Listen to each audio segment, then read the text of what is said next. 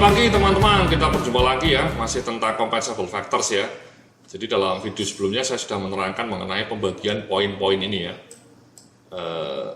Jadi prinsipnya sama juga mas ya, di perinterpersonal mari coba kita lihat ya. Di interpersonal itu intinya adalah kemampuan untuk menjalin hubungan ya dengan orang lain, ya dengan pihak lain ya. Kita di sini membaginya ada dua dimensi, tingkat derajatnya sama sifat hubungannya.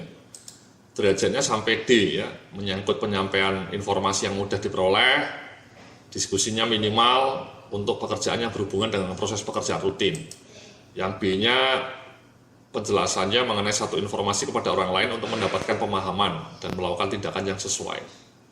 Yang C memerlukan kemampuan untuk menjamin terjadinya kerjasama atau kesepakatan dalam pelaksanaan satu tindakan. Memerlukan kemampuan diplomasi atau persuasi yang baik.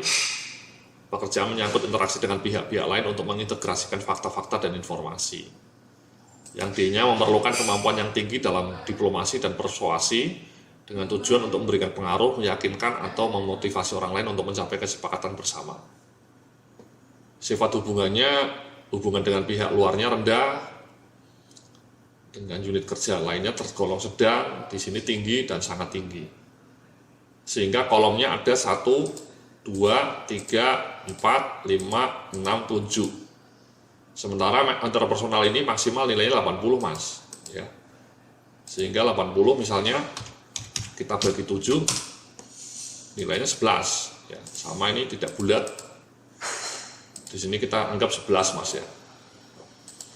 Sehingga antara 11 sampai 12 interval perbedaannya. 11 ke 23 itu 12, 23 ke 34 11, 34 ke 46 12. Jadi antara 11 sampai 12 intervalnya supaya sama dan kemudian jatuhnya ketika di pojok sini 80. Prosesnya seperti itu semua mas ya, sama. Jadi poin paling tinggi ditaruh di pojok paling kanan bawah, paling ujung kemudian dibagi dengan jumlah kotak yang ada ya, kotak di atas ini sama kanan ini, dan kemudian hasil pembagian itulah yang jadi interval untuk membedakan poin-poin antar kolom itu, antar kotak itu ya. Dan hasil pembagiannya dijadikan awal sebagai starting point ya, 11, tapi misalnya yang di sini 19, yang di sini 13.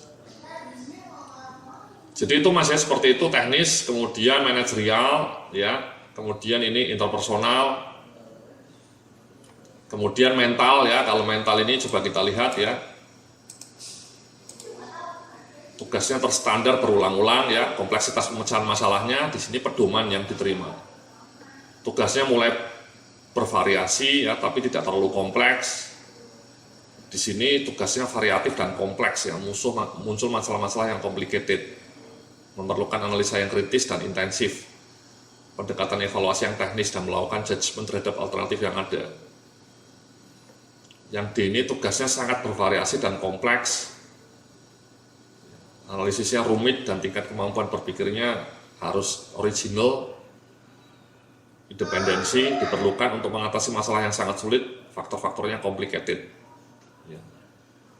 Nah di sini elemennya adalah supervisinya mas. Supervisinya langsung ada instruksi, tidak langsung tersedia prosedur, contoh-contoh, tapi hanya meminta arahan kalau ada proses yang menyimpang. Ini hanya general supervision ya, kebijakannya umum. Supervisi advisory hanya tersedia tujuan, visi, dan misi perusahaan, dan wewenang yang dimiliki secara umum. Ya, jadi ini untuk mental mas. Dibagi juga sama prinsipnya ya. Ini kebetulan bulat ya, 140 tadi ya. Ingat, untuk pikiran mental totalnya adalah 140 ini.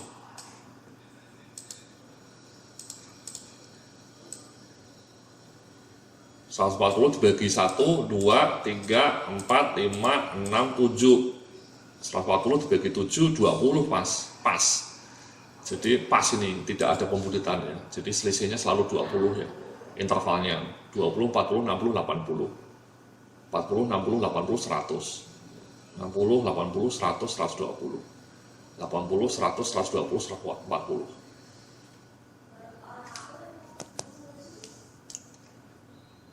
Untuk fisik seperti ini Mas ya, kita bagi menjadi kondisi lingkungan fisiknya ya, ruangan kerjanya nyaman, tidak nyaman, banyak kebisingan mungkin ya di luar, ya, di hutan mungkin bahkan gitu ya, di tambang, perusahaan tambang misalnya.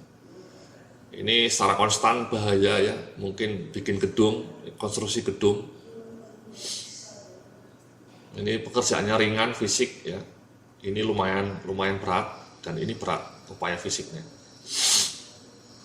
Ini maksimal 80. Tekanan waktu ya, kerjaannya rutin, beban kerjanya cukup variatif, sangat variasi ya. Waktunya longgar, yang ini tidak ada fleksibilitas, yang ini malah sempit ya, deadline-nya terus-menerus terjadi. Maksimal 80. Hasil kerja dampaknya Mas ya, sama sifat keputusannya, minimal pertanggungjawabannya ini hanya membuat rekomendasi dan ini bertanggung jawab penuh. Dampaknya kecil, kalau ini berdampak terhadap section head, bagian, ini sudah divisi atau project, ini sudah menyangkut perusahaan secara umum, secara besar.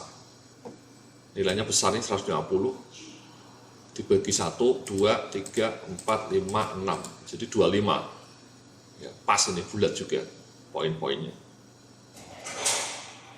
Aset hanya ada seperti ini Mas ya, nilai moneternya kerugian 10 juta, ya 50 juta, 100 juta, 500 juta, di atas 500 juta. Ya, poinnya pembagiannya seperti ini. Aset yang di bawah kendali dia, ya.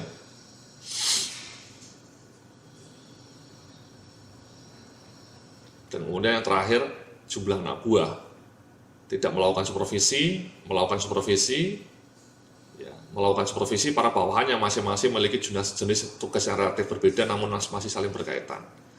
Kalau ini sudah melakukan supervisi dari para bawahan yang memiliki jenis tugas yang berbeda-beda dan bersifat kompleks hubungannya. Ini jumlahnya anak buah 2 sampai 10 sampai 20, 30 ini di atas 30. Ini 100 bagi ya 1, 2, 3, 4, 5, 6, 7, 8. 100 dibagi 8. Di sini memang kita kasih point 5 ya. Bisa juga seperti ini Mas. Ya jadi seperti itu Mas ya, namanya mbak-mbak ya, namanya compensable factor, harus ada breakdown seperti itu, ada berbagai dimensinya, kompleks, kemudian dikasih angka-angka seperti ini, ya angka-angka poin-poin, ya poin-poin seperti ini, dan poinnya selalu mengacu pada poin awal tadi, poin ini, ya poin di sininya. Ya.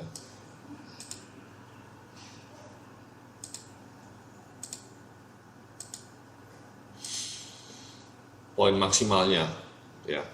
Jadi itu ya contoh skala compensable factor, bisa Anda pakai, ini bisa Anda download, ya.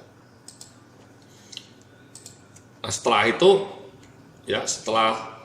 ya kemudian ini Mas, setelah kita punya tadi tabel compensable factors-nya, kemudian ya kita bersama-sama dengan pihak manajemen atau perwakilan melakukan proses penentuan nilai harga untuk setiap posisi dengan mengacu pada compensable factor yang telah disusun. Proses ini dilakukan bersama-sama dengan perwakilan dari manajemen, kemudian baru akhirnya menyusun salary grid. Nah di sini memang terus terang sebaiknya memang ada pihak ketiga Mas ya, dan juga jangan terlalu banyak wakil ya. Kenapa? Karena terus terang pengalaman saya, kalau misalnya nanti ada wakilnya terlalu banyak, nanti malah dia tidak objektif ya, dia meninggikan harga pekerjaan dia gitu ya. Misalnya ada wakil dari marketing, ya marketing selalu ingin pekerjaan dia dihargai mahal. Sama orang keuangan minta paling mahal. Jadi sebenarnya tim independen Mas, ada komite gitu ya, komitenya dipilihlah orang-orang yang bijak gitu Mas ya, yang bebas kepentingan gitu ya.